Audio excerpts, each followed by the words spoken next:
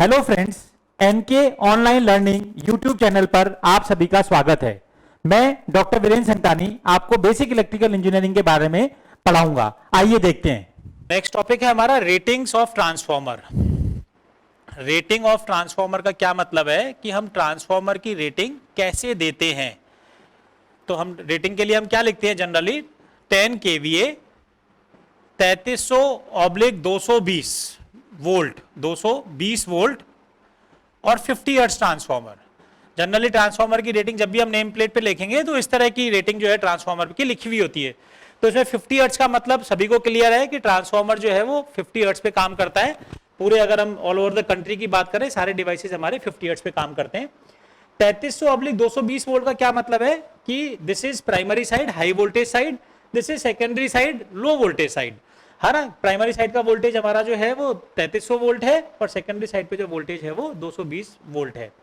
10 kVA ये आपकी जो रेटिंग की अगर मैं बात करूं मेन, जिसमें कि हमारा टॉपिक है रेटिंग ऑफ ट्रांसफॉर्मर, तो ये तो मैं बोलूंगा कि वोल्टेज रेटिंग की बात हो रही है, ये फ्रीक्वेंसी की बात हो रही है। मेन अगर रेटिंग की बात करें तो रेटिंग हम किसमें देते हैं, KVA। KVA का क्या मतलब होता है, kilo volt ampere. Kilo volt ampere यानी ट्रांसफॉर्मर की रेटिंग हम किसमें देते हैं, किलो वोल्ट एम्पियर में, जबकि दूसरी मशीन्स की रेटिंग्स हम किसमें देते हैं, किलो वॉट्स में।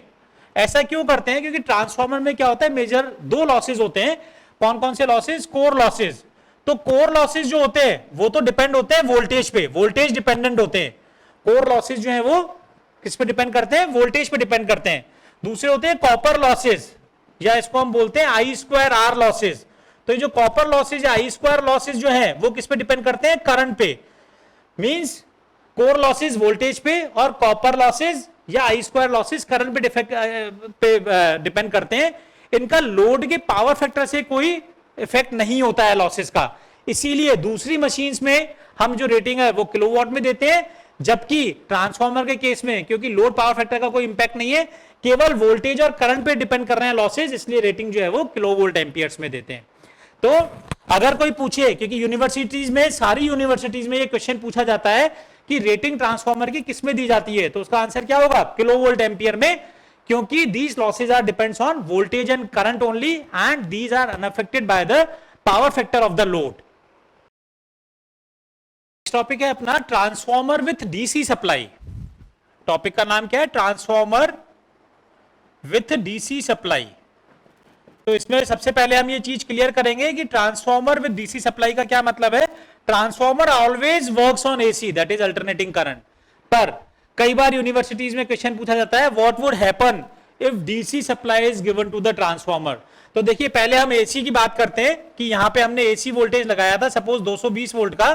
प्राइमरी साइड का कुछ रेजिस्टेंस मान लेते हैं हम, 2 ओम रेजिस्टेंस मान लेते हैं, और यहां पे जो है हमारा जो प्राइमरी वाइंडिंग के अक्रॉस जो ईएमएफ जो इंड्यूस्ड हो रहा है, जो ईएमएफ जो हमारा यहाँ पे इंड्यूस्ड हो रहा है, जिसमें कि मैं रेजिस्टेंस और रिएक्टेंस दोनों बना के और यहाँ पे अप्रॉक्स 200 वोल्ट का ये मान लेता हूं ईएमएफ इंड्यूस्ड होता है। कब, when our case is AC, when case is AC and we are assuming that transformer is real transformer. क्यों रियल ट्रांसफॉर्मर, क्योंकि मैंने क्या लिया है, वाइंडिंग का कुछ रेजिस्टेंस लिया है। अगर ये आइडियल ट्रांसफॉर्मर होता तो if we are applying 220 volt voltage source as input voltage, then the induced EMF is also 220 volt, because in the case of ideal transformer there are no resistance or reactance of the primary winding, there is no losses, efficiency is 100%। तो जो voltage यहां पर होगा वो का वही जो है आइडियल ट्रांसफॉर्मर के केस में प्राइमरी साइड पे यहां पे वोल्टेज अपने को मिलता है। That means zero amount of flux is required to, zero amount of current is required to produce the requisite amount of flux. यानी हमें यहां पर करंट को जो है यहाँ पे फ्लो होने के लिए फ्लक्स की जरूरत ही नहीं होती, ऐसा हम आइडियल ट्रांसफॉर्मर में बोलते हैं। लेकिन it is very clear that ideal transformer never exist. तो हमने यहाँ पे प्रैक्टिकल ट्रांसफॉर्मर की बात करी, जिसमें वाइंडिंग का रेजिस्टेंस मैंने माना 2 ओम का है। तो देखिए प्राइमरी करंट I1, यहां से अगर मैं प्राइमरी करंट I1 की बात करूं तो दिस वोल्टेज इज 220 माइनस जो यहाँ पे इंड्यूस्ड हुआ 200 डिवाइडेड बाय रेजिस्टेंस, तो ये कितना आ गया 20/2, यानी 10 एम्पियर करंट जो है वो प्राइमरी वाइंडिंग में फ्लो हो रही है। अब जो मेरा टॉपिक था कि मैंने अगर डीसी ले लिया तो क्या होगा, देखिए कि मैंने यहाँ पे 220 वोल्ट का डीसी लगाया, दिस इज 220 वोल्ट, रेजिस्टेंस में वही 2 ओम मान रहा हूं, और यहाँ पे जो है ये जो इंड्यूस्ड ईएमएफ यहाँ पर जो हो रहा है ये मैं देखता हूं कि क्या होगा। देखिए कि 220 वोल्ट मैंने डीसी लगाई, तो अगर डीसी लगाएंगे तो डीसी अप्लाई करने की वजह से फ्लक्स तो होगा, लेकिन फेराडेज लॉ क्या करता था, E equal to minus N D phi by D T, means in the case of transformer when AC was applying then flux was changing with respect to time, that is the reason the induced EMF was there, कि यहां पे हमारा 200 voltage जो है तकरीबन 200 volt 205 volt 210 volt कुछ भी हो सकता है, depends upon the resistance, primary winding का रेजिस्टेंस अपना क्या है। लेकिन अगर मैंने कांस्टेंट सप्लाई लगा दी, डीसी सप्लाई लगा दी, तो डीसी सप्लाई लगाने की वजह से change of flux with respect to time, flux भी होगा लेकिन फ्लक्स टाइम के साथ में चेंज नहीं होगा। अगर फ्लक्स टाइम के साथ में चेंज नहीं होगा तो ये इंड्यूस्ड ईएमएफ जो है वो जीरो हो जाएगा। अगर इंड्यूस्ड ईएमएफ जीरो होगा तो ये जो प्राइमरी करंट है I1 जिसको मैं बोल रहा हूं, तो वो I1 क्या हो जाएगी 220 माइनस 0/2, यानी primary current is 220 divided by 2 यानी 110 एंपियर। जो प्राइमरी करंट पहले 10 एंपियर थी वो कितनी गुना हो गई, 110 गुना। 11 गुना करंट अगर प्राइमरी वाइंडिंग से फ्लो होगी तो हमारा क्या होगा, प्राइमरी वाइंडिंग बर्न हो जाएगी। अगर ये और अगर हम डीसी अप्लाई करेंगे तो सेकेंडरी वाइंडिंग भी बर्न हो जाएगी, और जिसे हम बोलेंगे थोड़ी देर के बाद अगर हम और उसको अप्लाई करेंगे तो हमारी कोर भी बर्न हो जाएगी, तो हम उसको बोलेंगे ट्रांसफॉर्मर विल बर्न आउट।